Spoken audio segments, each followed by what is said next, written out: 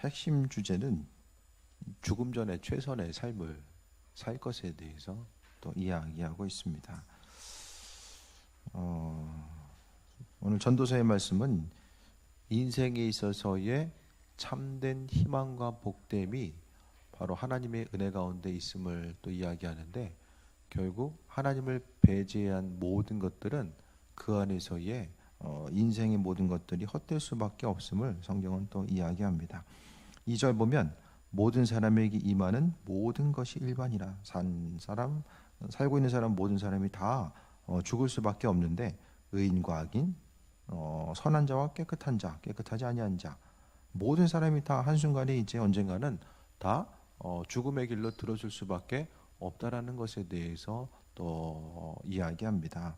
그러니까 믿는 우리들의 삶을 통하여서 살아봐야 될 것은 이 세상에서 사는 동안에 하나님의 도우심과 인도하심이 무엇인지를 깨달아 알고 그 안에서 또 승리하는 삶을 살아가야 되는데, 어쨌든 누구에게나 다 죽음의 때가 이르게 된다라는 것을 분명하게 기억하고 살아가려는 거예요.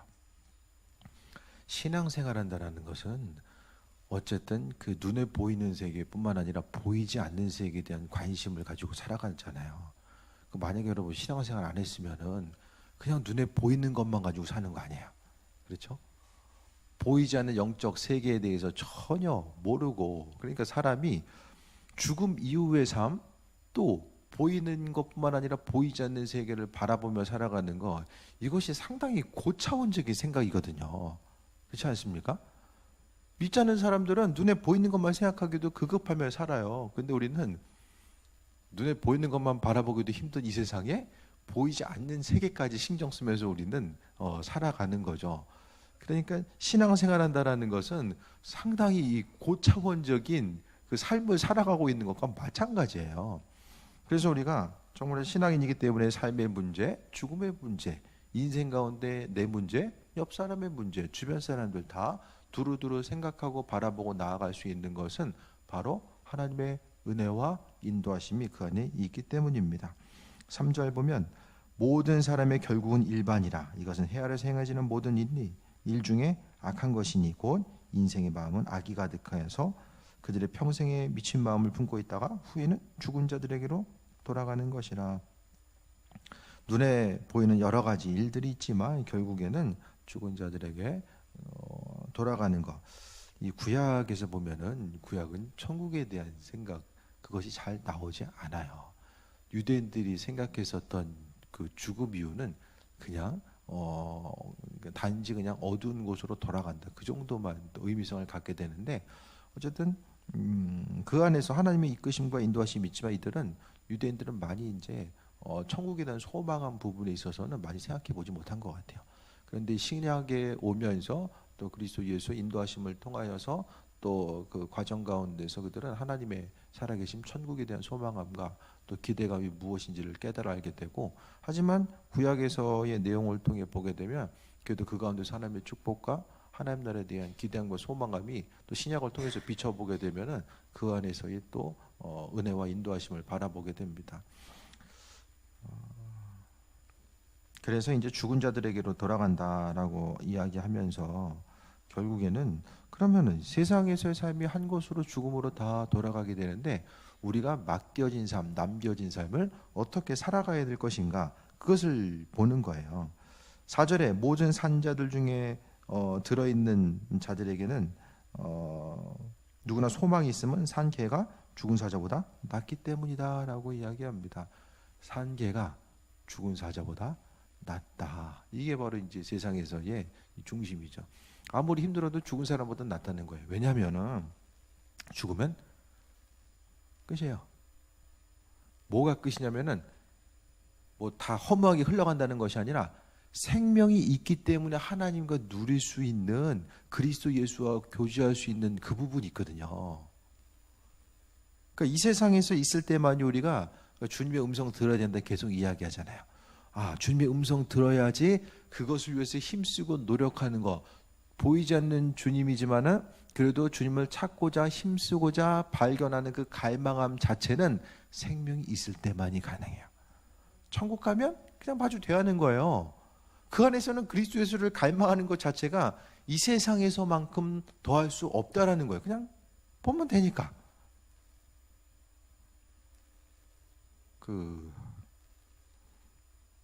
가족 중에서도 좀 멀리 있고 가끔 한 번씩 보면은 좀 보고 싶고 하잖아요. 뭐 맨날 보는 얼굴이면은 그냥 그런가 보다 하고 사는 것처럼, 마찬가지로 우리가 세상을 살아감에 있어서 소망이 있는 거, 아무리 힘들어도 소망이 있는 것은 그 안에서 하나님을 바라볼 수 있는 거, 어떤 선행의 모습도 마찬가지죠. 주를 위해서 우리가 수고하고 헌신할 수 있는 것도 모르겠어요. 천국에서는 어떤 수고와 헌신과 선행의 모습이 있을지 모르겠지만은 세상에서의 몸을 입고 있는 이 순간을 통해서 몸된 전을 위해서, 성전을 위해서 우리가 수고하고 힘쓰고 노력하고 우리가 그리스도 예수 그분을 위해서 어떤 일을 행할 수 있는 것 자체는 바로 육신에 있어서의 생명이 있기 때문에 가능하다라는 거예요. 그래서 이걸 모르는 사람들은 세상이 힘드니까 아유 빨리 죽어서 천국 갔으면 좋겠다 이거 생각만 하고 사는데, 제가 말씀드렸죠. 세상에서의 삶이 즐겁지 않으면 천국에서의 삶도 즐겁지 않아요. 왜? 여기서의 삶이 즐겁지 않다라는 것은 내가 주님 은혜 가운데 그분의 풍성케 하심을 누리지 못하기 때문이거든요. 그러니까 만약에 이 세상에서는 예수님 안 계시고 천국에 가야지만 예수님 있다라는 생각을 갖고 있으면은 빨리 죽어서 천국 가야 되겠다, 이게 성립이 돼요. 그런데 이 세상을 살아간다라는 것은 주님께서 내 마음에 함께 하시고 정말로 내 주변 가운데 그분의 은혜를 날마다 베풀어 주신다라는 사실을 생각했을 때 우리는 마땅히 누릴 바를 누려야 되는데, 그것을 누리지 못하는데 천국 가가지고 갑자기 그냥 누릴 수 있다? 이것도 좀 이상한 거예요. 그러니까 세상을 통해서 우리가 아무리 힘들고 어려워도 생명을 소유하고 있다는 것은 그분을 통해서 우리가 새해 먹고 나아가는 기쁨과 소망과 행복함을 누려야 된다는 것을 또 뒤에도 이제 계속 또 말씀하고 있습니다. 5절에 산자들은 죽을 줄 알되 죽은 자들은 아무것도 모르며, 죽었기 때문에 이제 죽음 이후의 삶의 모습을 이야기하는 거죠. 그들이 다시는 상을 받지 못하는 것은 그들의 이름이 잊어버린가 됨이니. 오늘 전도서 9장 보면 어떠세요? 느낌이? 성경 같아요? 성경 말씀 같아요? 어떻습니까? 좀 표현이 좀 낯설지 않으세요? 어둠으로 돌아간다. 뭔가 좀 성경으로서 우리가 지금까지 바라보고서 나아가는 이 알고 있던 성경과는 조금 내용 자체가 뭔가는 좀 낯설다라는 생각을 좀 가질 수도 있어요. 근데 이제 전도서가 성경에 들어간 것 자체가 상당히 이제 후반이거든요. 이게 성경에 정경으로 넣어야 되나 말아야 되나 사람들이 고민했던 것 같아요. 잠깐 딴소리지만은 고민한 것 같아요. 뭔가 조금 전도서를 보면은 내용 자체가 세속적이에요. 한마디로 말씀드리면. 그런데 약간 좀 세속적으로 보여지는 이 말씀이 성경 가운데 포함이 됐어요. 왜? 뒤에 보다 보면은 이 말씀을 통해서 오늘 그 12장 후반부에 보게 되면 하나님은 모든 행위의 모든 은밀한 일을 선악간에 심판하시리라라는 내용들, 그러니까 뒷부분에 하나님의 이끄심과 인도하심에 대해서 이제 표현하는 구절들이 좀 나오거든요. 이 구절도 없었으면 성경에 들어가기 혹자들은 좀 들어가기 힘들었을 것이다라고 이야기합니다. 그런데 전도서에 나와 있는 상황들을 많은 부분에 있어서는 어쨌든 그 당시 이제 시대적인 배경, 유대인들이 가지고 있었던 어떤 삶에 있어서 여러 가지 사정들에 대해서 그들이 가지고 있었던 생각들이 그대로 이제 묻어나게 되는데, 하지만은 그러니까 표현 자체를 그 하나님의 이끄심과 그분의 말씀 자체를 이 전도서의 기자들은 그들의 그 속해 있는 문화권 가운데서 그러니까 표현할 수 있는 언어들이 이제 이렇게 표현되는 거예요.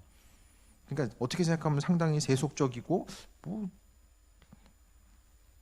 어떻게 생각하면 어떤 그 교훈집, 인생을 논하는 어떤 하나의 뭐 산문이나 수필 교훈집처럼 보여지는 이 전도서의 내용이지만 그 가운데 더 깊이 들어가다 보면은 하나님 없는 삶의 모습이 이럴 수밖에 없다라는 것을 말씀하고 있습니다. 하지만 그리스도에서 하나님과 함께하는 삶의 모습, 우리가 세상 가운데 소망을 가지고 살아가고 하나님의 도우심과 인도하심을 통해서 살아가는 우리의 삶이 세상에서의 삶이 어떻게 생각하면 한번 죽을 수밖에 없는 이 허무한 인생을 살아가고 있는 것 같은데 우리의 인생이 허무하지만 않고 그 중심 가운데 소망과 희망을 발견하는 삶을 살아가야 되는데, 그러면은 우리의 삶에 7절부터 어떤 삶을 어떻게 살아가야 되느냐, 2절부터 6절은 삶에 있어서의 그 희망을 발견하기 힘든 그 상황, 죽음이라고 하는 그 어떻게 생각하면 좀 어둡게 보이는 그 상황에 놓여 있다고 할지라도 우리가 행해야 될 것이 무엇인가에 대해서 7절부터 보게 되면, 너는 가서 기쁨으로 내 음식물을 먹고 즐거운 마음으로 내 포도주를 마실지어다라고 합니다. 삶의 순간순간 계속 보게 되면은 그 가운데서 이게 무슨 의미성이 있을까? 어차피 세상을 살아가는 것이 결국 멸망의 길에 들어설 수 있는 그 삶을 마무리함에 있어서 다 허무할 수밖에 없는 그 부분이 있는데, 왜 삶을 통해서 즐거운 마음으로 포도주를 마시라고 이야기하나? 그 부분에 대해서 우리가 좀 생각해 볼 수 있게 되길 바랍니다. 하루하루 제가 기쁨 가지고 살아야 된다 말씀드리잖아요. 전도서에서도 똑같은 얘기하고 있어요.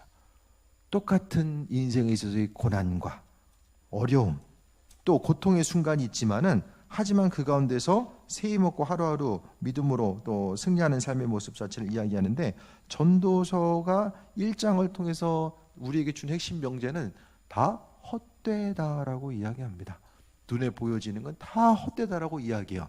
그런데 그 헛된 것 가운데서 우리가 눈에 보이는 건 헛되지만은 그래도 우리가 온전하게 그 죽음을 앞둔, 언젠가 우린 다 우린 다 시한부 생명이잖아요, 그죠? 언제 갈지 모르지만 다 시한부예요. 우린 뭐 빨리 가는 사람 안타까워할 필요도 없고, 우리 뭐 언제 갈지 모르기 때문에 그러니까 다 유한한 시간을 살아가고 있는 거죠. 근데 그 가운데서 우리가 생각해봐야 될 것은 7절 다시 한번 보면 기쁨으로 내 음식물을 먹고, 먹을 수 있는 게 은혜다. 기쁨으로 먹으라는 거예요. 또 즐거운 마음으로 포도주를 먹고, 이와 같이 해야 되는 것은 이는 하나님이 내가 하는 일들을 벌써 기쁘게 받으셨습니다 라고 이야기합니다.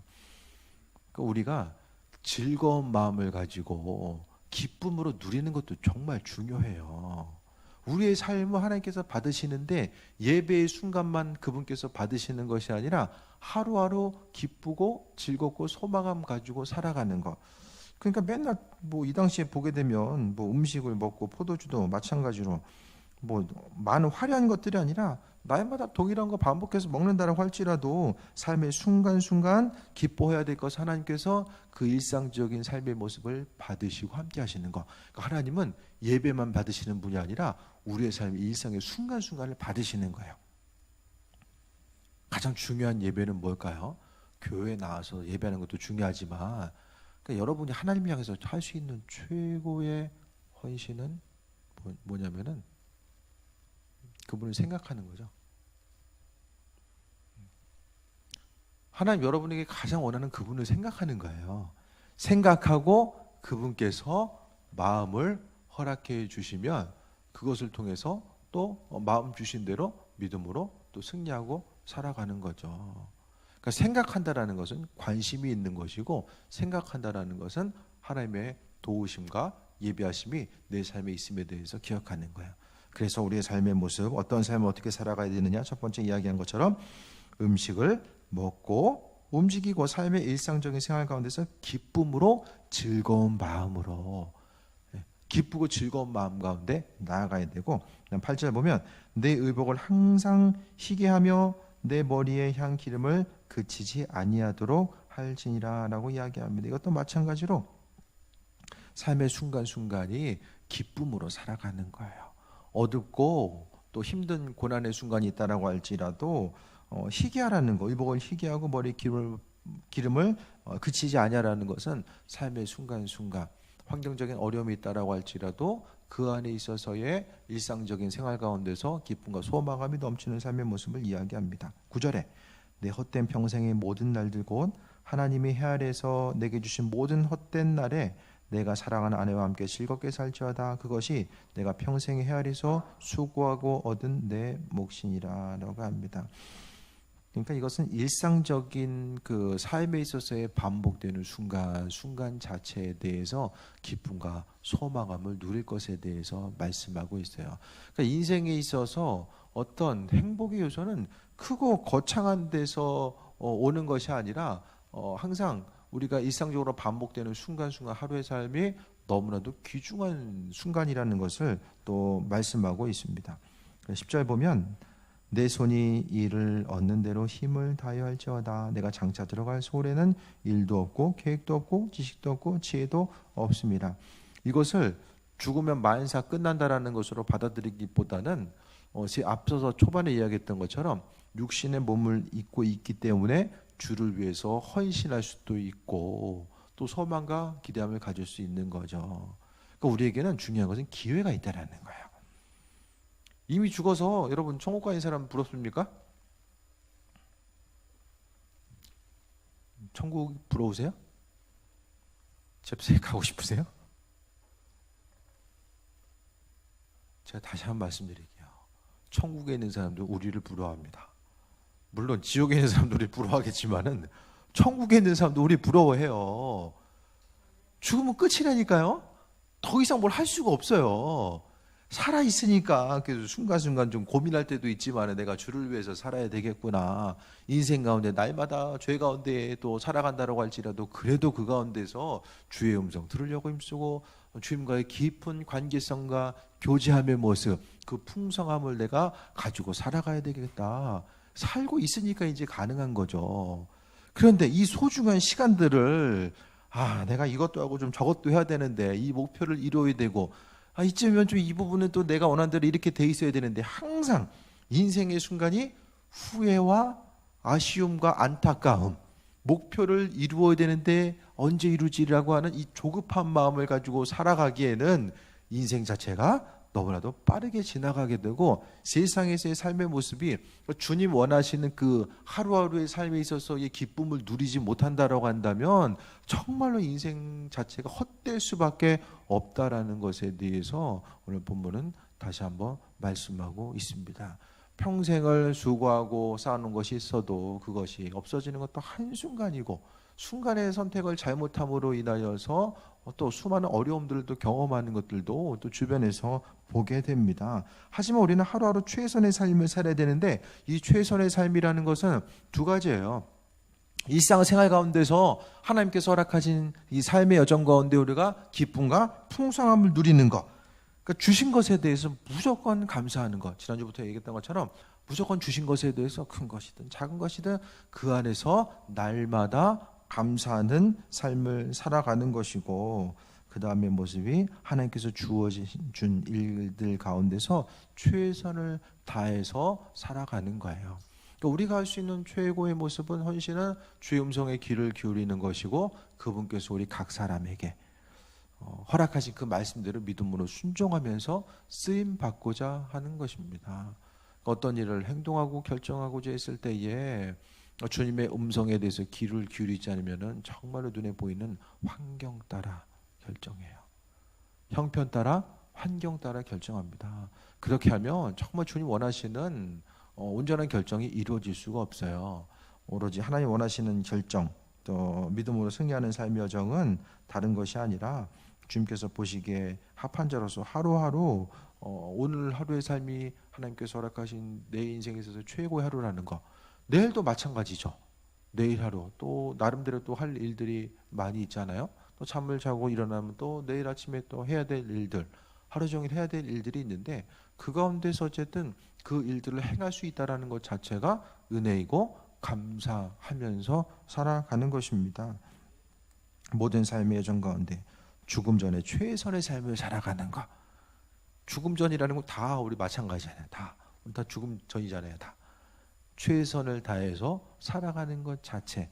그러니까 세상의 일 따로 천국 가기 위해서 준비하는 것 따로가 아니라 결국 우리의 삶의 모습은 내가 그리스도 안에서 하루하루 일상생활 가운데 기쁨과 소망함을 가지고 살아가는 것이 바로 이 세상에서의 중심뿐만 아니라 하나님 나라를 바라보는 그 모든 삶에 있어서의 중심이 된다는 것을 이야기합니다.